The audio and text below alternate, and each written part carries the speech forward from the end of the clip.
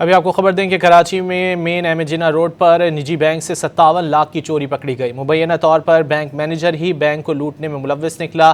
Bank manager کو آرام باغ police نے حراست میں لے لیا ہے۔ حملے کے دیگر افراد بھی ملوث قرار دیے گئے ہیں۔ مزید جانیں گے ڈان نیوز کے نمائندے سید وسیم سے۔ وسیم، بتائیے گا معاملہ کیا ہے؟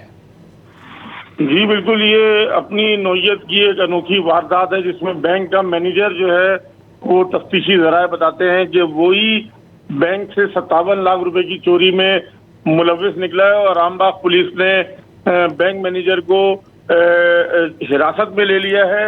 ایم اے جناح روڈ پر واقع نجی بینک میں 57 لاکھ روپے کی چوری پکڑی گئی ہے۔ اس کے مزید معلومات تفتیش کے دوران حاصل کی گئی ہیں۔ حملے کے دیگر افراد کے بھی ملوث ہونے کے شواہد ملے ہیں، اور پولیس کی جانب سے مختلف جو نشاندہی کی گئی ہے مرکزی ملزم کی جانب سے، اس کے بعد جو ہے وہ چھاپہ مار کارروائیوں کا سلسلہ بھی جاری ہے۔ جی بہت شکریہ سید وسیم ان تفصیلات کے لیے۔